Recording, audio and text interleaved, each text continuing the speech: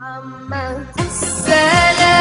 عليك يا رسول الله السلام عليك حبيبي يا نبي الله السلام عليك يا رسول الله السلام عليك حبيبي يا نبي. Mesdames, Mesdemoiselles, mes sœurs, mes frères, messieurs, soyez les bienvenus dans le chapiteau de l'UOIF. Nous avons aujourd'hui le plaisir et l'honneur d'accueillir notre frère, le professeur Tariq Ramadan, qui intervient dans le cadre d'une série de 3 séminaires autour de la parution de son dernier livre, Introduction à l'éthique islamique. Premier séminaire qui a été donné hier dans ce chapiteau, portant sur la définition de l'éthique islamique et ses sources. Aujourd'hui, le séminaire a pour titre Catégorisation des sciences islamiques et leur finalité éthique. Et demain, Inch'Allah, à 10h30, dans ce même chapiteau, il donnera le 3e séminaire Éthique universelle et éthique appliquée entre les civilisations et dans les différentes sciences. Nous vous invitons à profiter de ces rappels, profiter de sa réflexion et partager après, Inch'Allah. Sans plus tarder, je vous laisse en sa présence, sans oublier que pour laisser en vous sa pensée mûrir, nul besoin de l'applaudir.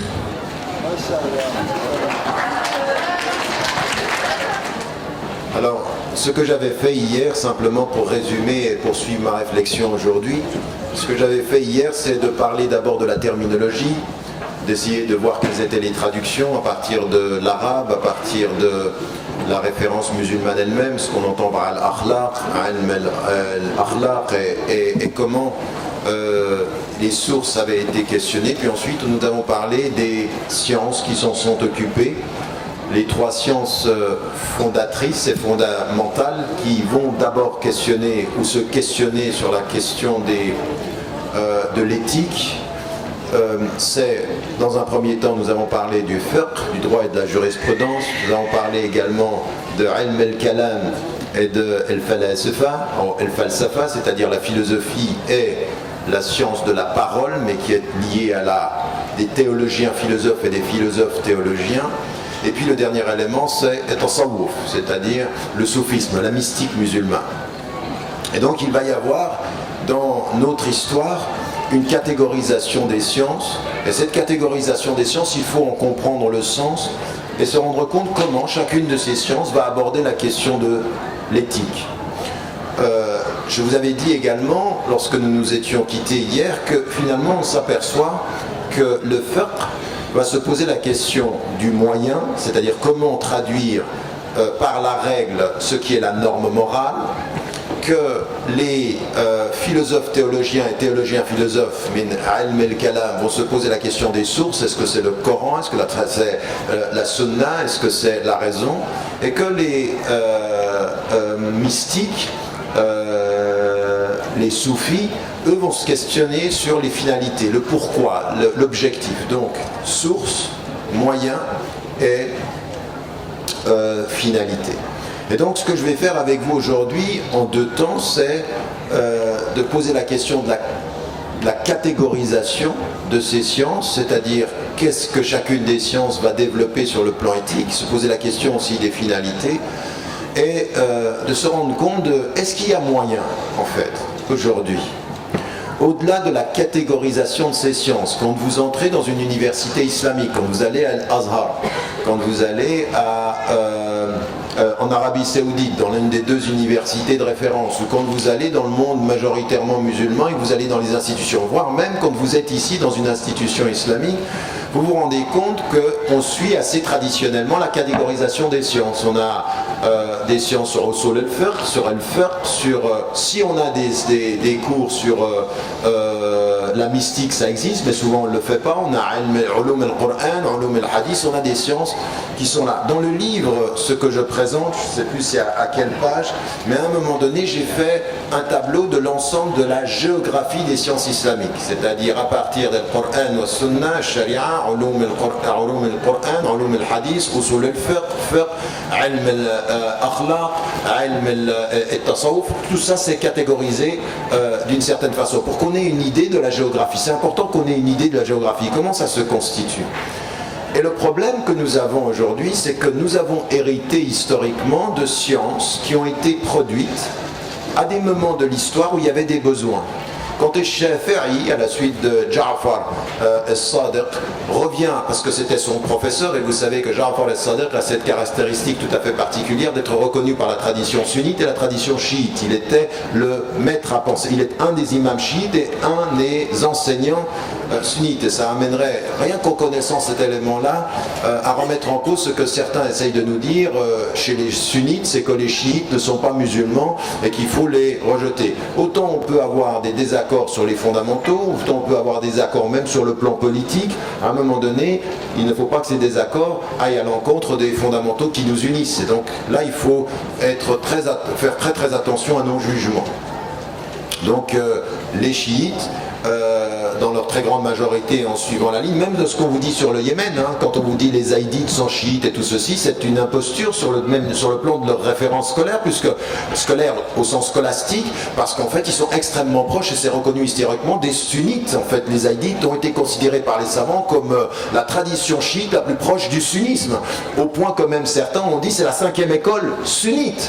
Donc vous vous rendez compte aujourd'hui ce qu'on est en train de nous faire comme imposture politique en disant attention, c'est l'Iran qui et on est en train de construire ça dans nos esprits. C'est très dangereux et c'est basé sur nos ignorances à nous, si vous comprenez. Donc là maintenant je reviens aux fondamentaux en se disant bon, quand on voit ces sciences là, est-ce qu'il y a un moyen de réussir à faire un lien entre ces sciences? Est-ce qu'on peut avoir quelque chose qui serait, en langue française on appelle ça holistique, c'est-à-dire une vue qui trouve une orientation globale, englobante, une cohérence entre les savoirs, parce que des savants dans leur histoire ont développé ces sciences. Usul al-Fiqh, c'est venu à un moment donné, et Shafi'i il voyage et il s'aperçoit que les gens, selon les lieux où ils sont en train de développer des fatawa, des avis juridiques qui n'ont pas de cohérence par rapport à l'extraction, c'est-à-dire ce que l'on connaît en arabe, c'est-à-dire comment est-ce qu'ils sortent ces textes. Après il dit il faut un cadre, on ne peut pas se permettre de faire les choses n'importe comment parce qu'il a été interpellé là-dessus. Et donc à partir de ceci, il développe Usul al-Fiqh qui n'est pas une science originelle musulmane, ça n'existait pas, il le fait. Et les savants qui le faisaient naturellement comme Malik, comme Shafi'i ibn Hanbal, Abu Hanifa et tant d'autres, parce que vous savez qu'il y en avait à un moment de notre histoire, on est à 30 écoles juridiques, hein, il y en a qui ont disparu par l'histoire parce qu'il n'y avait plus d'élèves, mais il y a des écoles qui se sont institutionnalisées au-delà des 4 que nous avons. Pourquoi ils sont des écoles? Parce qu'en fait, ils développent une méthodologie. Qui fonde la méthodologie? Un maître et un savant. Qui le suit? Ses étudiants. Et ça devient une école par la constitution humaine. Ça n'était pas à l'origine comme ça. Il n'y a pas de malikite du temps du prophète, alayhi salam. Oui. D'accord? Et maintenant les salafis qui nous disent ça c'est un produit de l'histoire, ils ont raison, mais eux ils sont en train de développer une nouvelle école contre toutes les écoles, et donc c'est encore une école. Oui? Bon. Donc en fait la question que je voulais poser c'est est-ce qu'il est possible, au-delà de ces sciences, de trouver quelque chose qui soit une cohérence? Comment est-ce qu'on fait? Pourquoi à un moment donné on s'aperçoit que ceux qui sont des juristes, des fuqaha, ils sont en train de même rejeter toute la dimension de la philosophie. Il faudrait qu'on n'ait pas de pensée théologique et philosophique, et on rejette le tasawwuf en disant c'est extérieur à l'islam. Est-ce que tout ceci historiquement est fondé? Et là, on doit faire un travail de retour aux sources. C'est ce que j'essaye de faire dans le texte en termes d'introduction. Donc j'y reviens en disant attention, il faut maintenant qu'on soit très clair. Autant le Coran et la tradition du prophète sont des masadel, c'est-à-dire des sources que nous respectons, autant nous devons comprendre que les êtres humains les ont interprétés à travers l'histoire et dans leur temps. Et ils ont produit des sciences. Oui. Alors parfois les textes renvoie à quelque chose qui va développer une ère scientifique. Par exemple, dans le hadith de Jibril alayhi salam, quand Jibril vient au prophète alayhi salam et qu'il lui pose des questions. Là vous apercevez, il lui dit quoi? Il lui dit informe-moi, donc c'est une question rhétorique, hein, c'est Jibril qui demande au prophète alayhi salam de dire, pour que les gens qui sont autour de lui l'entendent, qu'est-ce que c'est que l'islam. En fait, il va y avoir les 5 piliers de l'islam. Et ça va être quoi dans les sciences islamiques? Il va y avoir une science qui va être la science des ibadat, oui, et qui va être un des éléments, un des chapitres du fiqh. Et quand il dit les 6 piliers de la foi, ça va être quelle science? Al-aqida, c'est-à-dire le credo. Et quand il va dire al-ihsan, les soufis disent ça c'est nous, c'est-à-dire c'est comment être sincère avec Dieu à tel point que la finalité de l'islam ou de l'iman c'est l'ihsan, c'est-à-dire c'est ça qu'on essaie. C'est quoi? C'est qu'en fait que tu adores Dieu comme si tu le voyais, car si tu ne le vois pas, lui il te voit, et la finalité c'est l'excellence. Et l'ihsan c'est à la fois l'excellence dans la sincérité, c'est-à-dire que tout ce que tu fais des ibadat ou de l'iman, c'est démédier comme si tu le voyais, qu'en fait toute ton intention elle soit pour lui. Et donc le texte lui-même a catégorisé des domaines que les savants vont prendre et ils vont constituer à partir du texte. Donc il y a parfois dans le texte la légitimation des sciences, oui, mais dans aucun texte vous avez quelque chose qui sera le fondement de Usul al-Fiqh. Ça c'est une construction d'un homme ou d'un courant à travers les hommes qui se dit attention, il faut maintenant qu'on se donne des cadres d'extraction. Vous me suivez là? C'est pas trop compliqué? Donc une fois qu'on a dit ceci, on se dit, bon, je ne vais pas prendre toutes les sciences aujourd'hui, mais je vais prendre les 3 qui s'occupent de l'éthique. Et là, on va s'arrêter sur un des éléments importants, c'est le fiqh, la jurisprudence. Pourquoi? Parce que c'est la première science qui naît, c'est une science des moyens. Oui, c'est quand on va avoir des problèmes avec les moyens qu'on va se poser la question des sources. Oui, c'est la source se pose quand le moyen ne répond pas. D'accord? Si vous avez un outil et que vous n'arrivez pas à répondre à un problème que vous avez, je ne sais pas, vous êtes en train de réparer une voiture, les outils vous manquent, peut-être que vous dites, ah ben, si on m'a dit que tous les outils que j'avais devaient me permettre de réparer, c'est peut-être que j'ai pas compris le problème. Donc on vient aux sources. Oui? Donc historiquement, c'est ce qui s'est passé. On répond pratiquement aux questions, tout à coup on se dit attention, là il y a un problème. Si on continue comme ça, on ne va pas répondre. Donc on s'est posé la question des sources. Oui? Et puis ensuite on va se poser la question des buts. Donc le moyen pose la question des sources, et à partir des sources, on se pose la question des buts. Vous voyez historiquement comment ça se passe? Et donc ceux qui suivent le prophète al-salam, ils le voient, et ils voient comment il réagit, comment il fait les choses. Donc ils suivent les moyens. Mais à un moment donné, ils se disent, attends, lui il utilisait les moyens parce qu'il comprenait les sources d'une certaine façon et qu'il avait un objectif particulier. Donc il faut qu'on reconsidère tout ça et on développe de nouvelles sciences. Oui, ça c'est humain, ça, c'est une histoire d'homme, oui, c'est une histoire d'homme au sens H majuscule, d'être humain et de femme. Même si dans notre histoire, on comprend mal et on comprend trop peu que les femmes étaient impliquées là-dedans. Comprenez bien que Aïcha radiallahu anha n'est pas simplement une femme qui a rapporté des hadiths, elle a contesté l'interprétation de certains hommes. Oui, elle a contesté l'interprétation de certains hommes. C'est une femme faqiha, c'est-à-dire elle est autant dans le rapport du hadith que dans sa compréhension. Et même avec des gens qui faisaient autorité. Ali ibn Abi Talib, c'est des gens, elle était une savante, c'est-à-dire qu'elle porte la parole qu'elle a entendue, mais la compréhension qu'elle a partagée. Je répète, elle porte la parole qu'elle a entendue, mais la compréhension qu'elle a partagée. C'est ça, le savoir. Une fois qu'on a dit ça, on va commencer par les moyens, le fiqh.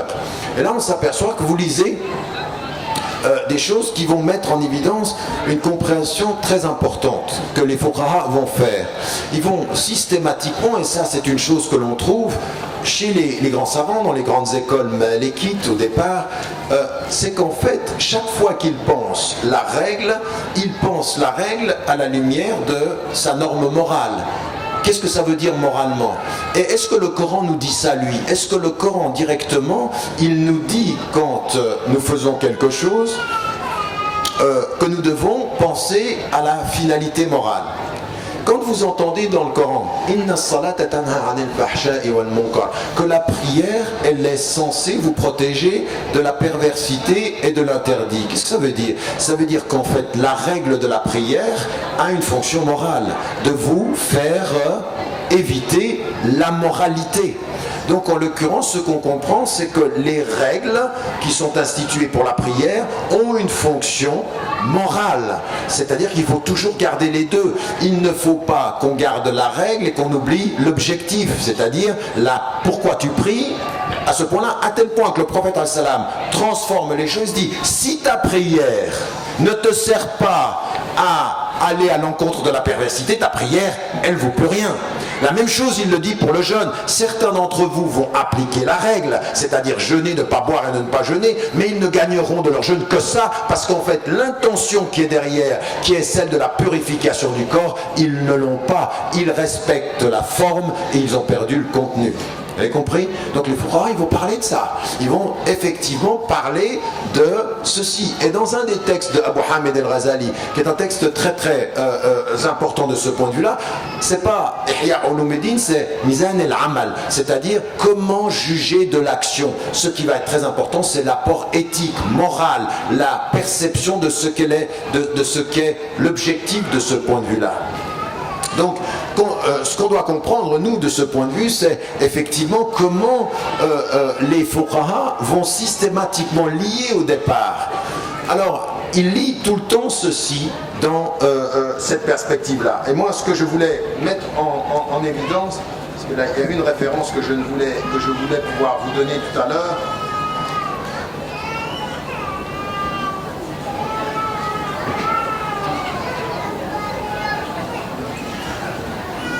Oui, donc ce que j'étais en train d'essayer de dire, c'est de relever cet élément-là qu'on a chez le fuqaha, c'est-à-dire ce lien.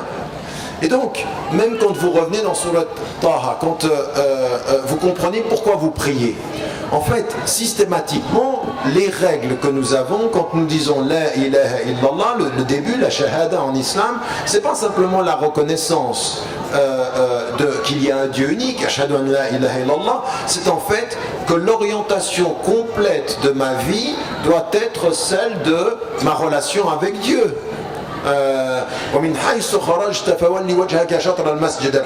D'où que tu sortes, oriente ta face vers la Qibla. C'est ça qu'Allah il veut de vous, que vous vous tourniez et que votre face elle soit là. Mais non, c'est de où que tu sois, tourne ta face, ça veut dire où que tu vives, tourne ton cœur. Comprenez la littéralité, c'est attention, hein, il faut que la Qibla, oui, la Qibla elle est là, mais c'est toute ta vie qui est dans la Qibla. C'est pas t'as une vie à droite et la Qibla comme ça. Ça c'est du formalisme, vous comprenez ce que je suis en train de dire? C'est-à-dire que les fuqaha, ils ont ceci, ils comprennent le texte, attention, il y a quelque chose qui nous est dit dans le texte, tourne ta face, tourne ton cœur. Toute ta vie, elle prend ce sens-là. Et ça veut dire que même dans ta prière, et ça c'est très important, c'est-à-dire, on prie, oui, mais ça a un sens de prier, c'est quoi? C'est que tu te souviennes de lui. Et vous savez bien qu'à un moment donné, vous priez, mais ce que vous êtes en train de faire, c'est les gestes. Le cœur est à l'ouest, la mémoire est au nord, et puis la conscience et l'attention, elle n'est pas là. Et quand quelqu'un vous dit, t'as prié, ah oui, ton corps a prié, ton cœur, je ne sais pas. Et certains, quand ils m'entendent, ils se disent, bon, bah alors j'arrête de prier. Non, c'est le contraire. Il faut mieux prier plutôt que prier n'importe comment. D'accord? Donc moi les prières TGV qui sont faites, non, attention, là il y a des choses qui sont vous savez ce que c'est qu'une prière TGV? C'est prendre le train et laisser son cœur à la gare. Donc non, ça va pas. À un moment donné, vous voyez bien qu'ici les fuqaha ont lié les deux choses. Et comme ils les ont liées, nous on doit comprendre que le grand problème que nous avons avec certains de nos frères aujourd'hui qui sont salafis littéralistes.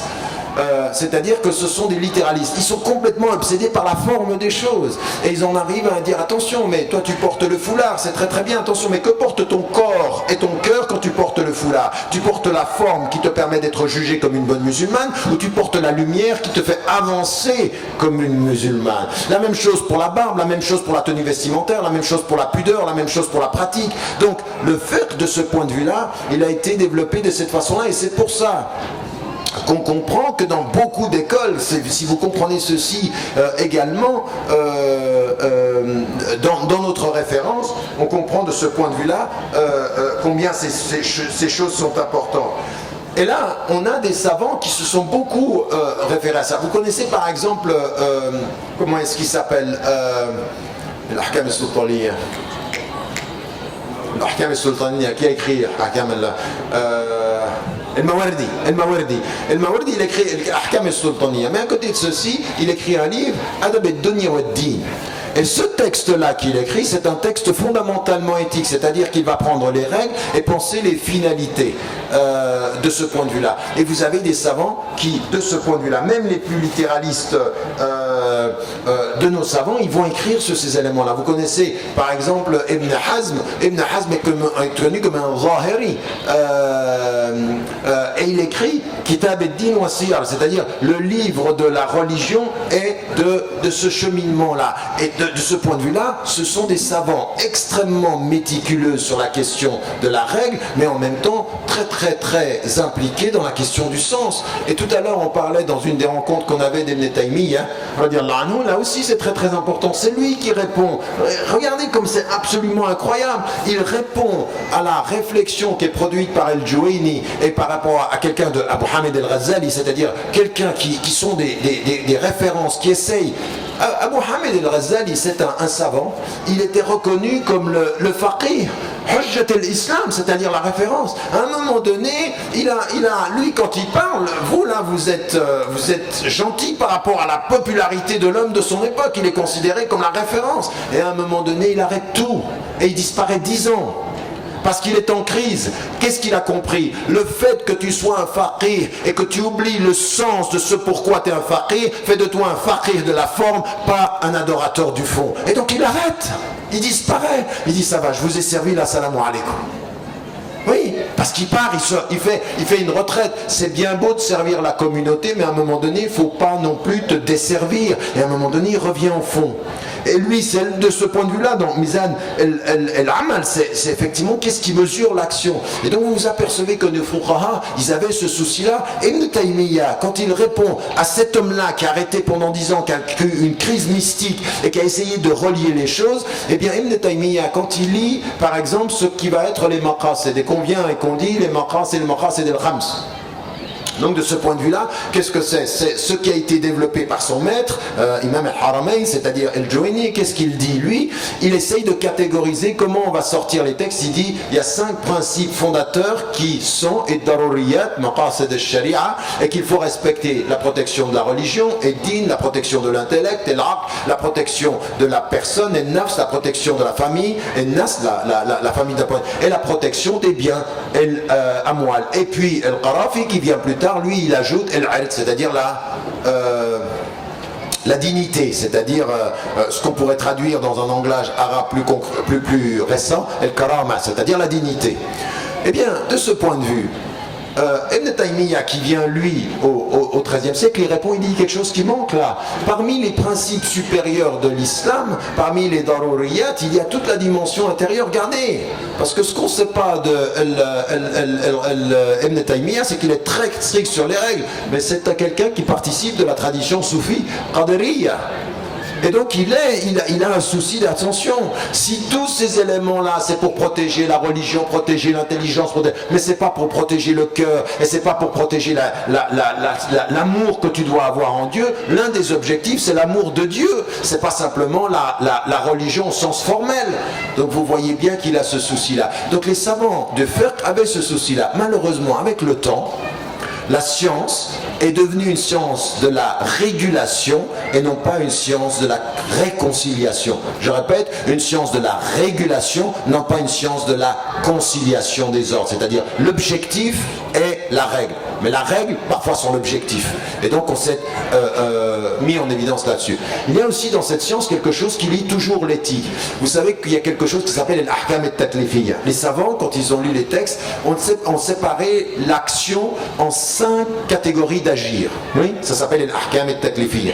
La première des grandes règles, je vous en ai parlé hier, c'est tout ce qu'on va appeler el-halal, c'est-à-dire le permis. Puis ensuite, il y a une sous-catégorisation qui est liée au halal. Il y a el-mustahab, le préféré, el-makruh, le détesté, el-mubah, le permis. Et puis vous avez le haram. Donc vous avez ici une catégorie.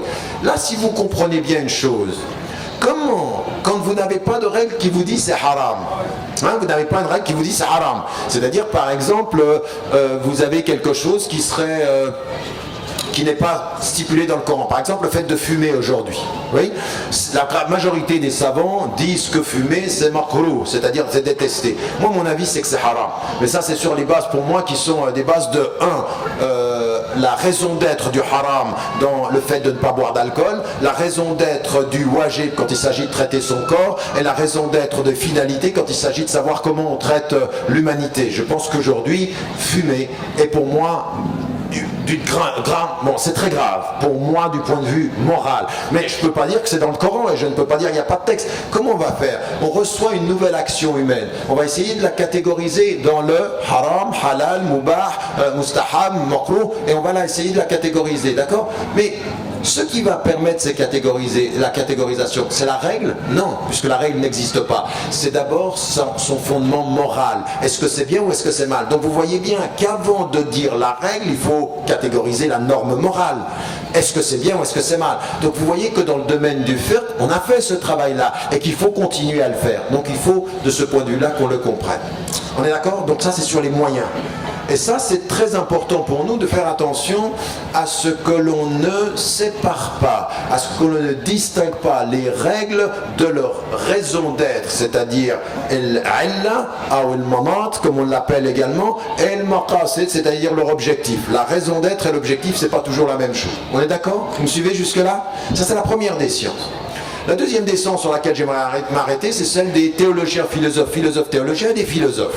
Et eux, qu'est-ce qu'ils vont faire? Ils vont se dire, attention, d'où vient la morale, ce que je vous ai dit hier, quelles sont les sources? Et à partir de ce moment-là, il va y avoir un grand débat. Et 3 grandes écoles, alors je ne vais pas rentrer dans les détails, mais vous allez avoir 3 grandes écoles chez les mutakallimin, c'est-à-dire chez ces théologiens, philosophes théologiens. Il y a une première école qui va se développer très très tôt, à partir du 8e, 9e siècle, qui est une école qu'on va appeler les Mu'tazila. Et les Mu'tazila vont mettre en évidence le fait que, en fait, oui, le Coran et la tradition du prophète salam sont des sources. Et attention, contrairement à ce que nous disent certains Mu'tazila ou ce qu'on appelle des néo-Mu'tazila, ils nous disent ça veut dire que le Coran n'est pas la parole divine. C'est pas vrai. Les Mu'tazila au départ pensent que la parole est divine, mais ils ne pensent pas que la parole est incréée à l'image de Dieu, sinon on pense que ce serait non pas un seul Dieu, mais le double de Dieu. Raison pour laquelle ils s'appellent eux-mêmes Ahl al-Tawhid wal-Adl, c'est-à-dire les gens du Tawhid, il n'y a qu'un seul Dieu, c'est le seul être incréé. Tout le reste est créé, même sa parole. Vous voyez, les Ash'ari qui vont leur répondre vont dire non, c'est aussi incréé. Donc vous voyez que là on est dans la question du créé et de l'incréé, non pas de savoir si le Coran est la parole de Dieu. Les Mu'tazila au départ pensent que la parole, c'est la parole de Dieu créée, mais c'est la parole de Dieu. C'est pas la parole d'un homme qui aurait... Vous voyez, c'est très important parce que les néo-Mu'tazila, par exemple dans un débat que j'avais eu avec Nasr Abu Zayd, rahimahullah, on n'était pas d'accord là-dessus, il se présentait comme un néo-Mu'tazila, mais pour lui le problème c'est que le Coran c'est pas la parole de Dieu, c'est une parole qu'il faut traiter comme n'importe quelle autre parole. Je veux dire non, les Mu'tazila n'ont pas dit ce que vous avez dit, c'est une réinterprétation historique que vous faites et qui est dangereuse. Eux ils pensaient c'est la parole de Dieu mais créée. D'accord? Et donc, Ibn Hanbal, lui, il est de l'opinion que c'était incréé. Il va être mis en prison pour ça. D'ailleurs, tous les grands savants que vous suivez, il faut simplement savoir quelque chose aussi. Pratiquement tous les grands savants que vous suivez, que vous respectez dans votre histoire aujourd'hui, ont tous pratiquement passé par la prison des pouvoirs de l'époque. Oui, sachez ça aussi. Sachez ça aussi. Ils ont payé le prix de leur pensée et de leur liberté. Et que nous, on est un peu une pensée musulmane de petits bourgeois. On a envie d'une bonne pensée, mais attends, tu me gênes pas. Hein, il faut qu'on soit bien, il faut que les Français m'aiment. Soyez aimés en vous respectant. Oui, soyez aimés en étant aussi dignes dans votre parole. Il ne s'agit pas d'être aimé à bas prix. On ne vend pas sa religion. Par contre, on essaye de mieux la comprendre. C'est pas parce qu'on est dur qu'on est juste. Et c'est pas parce qu'on est agressif qu'on est franc. On peut être agressif et hypocrite et on peut être par rapport à sa religion la défendre mais en étant injuste par rapport à ce qui est. Et la première des choses c'est quand même de comprendre que beaucoup de vos concitoyens ne connaissent pas votre religion parce que vous-même vous la connaissez mal et qu'elle leur a été mal présentée. La responsabilité c'est nous, c'est plus nous que ceux qui ne la comprennent pas. Mais ayant dit ceci, j'ai oublié où j'en étais. Je vais dire Bismillah ar-Rahman ar-Rahim. S'il y a quelqu'un qui peut me dire où j'en étais, ce serait bien.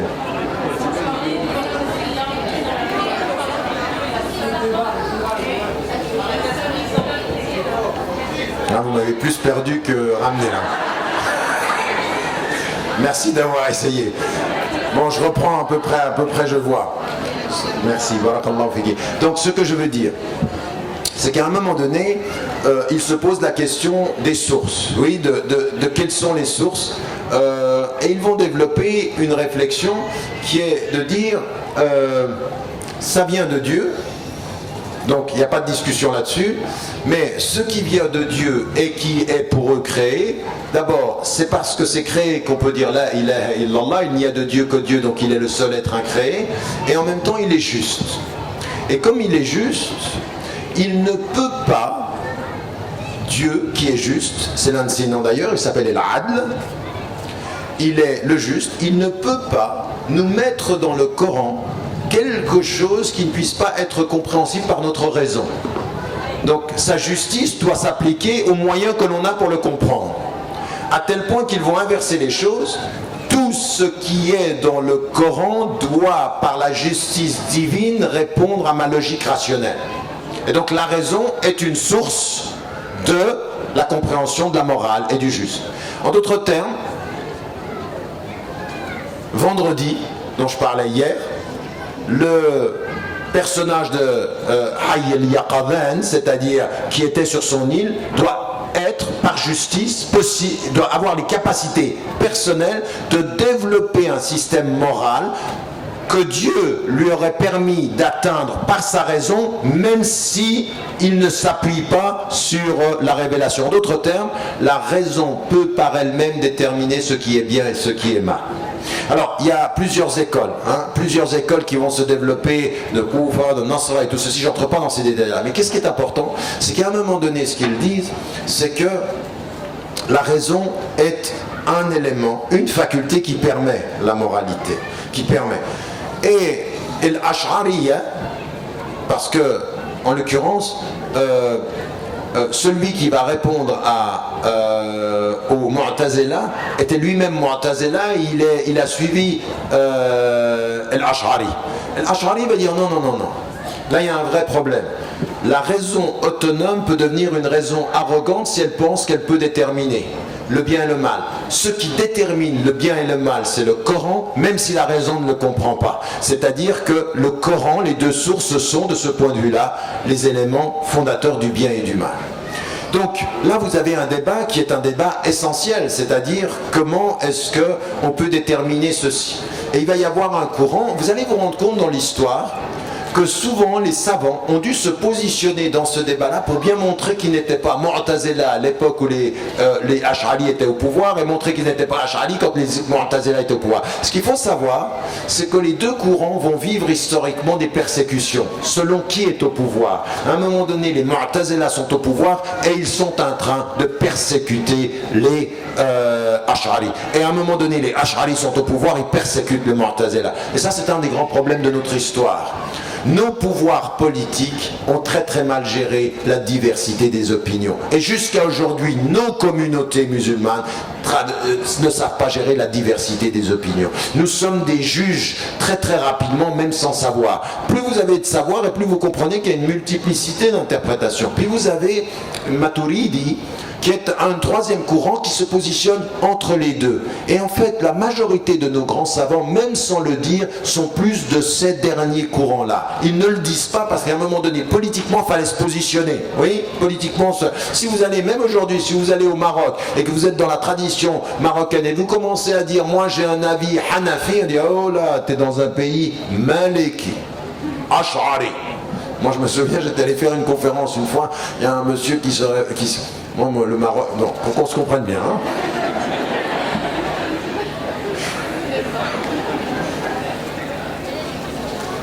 Le Maroc, c'est mon pays d'adoption. Et bientôt l'Algérie, Inch'Allah, quand je pourrai y aller.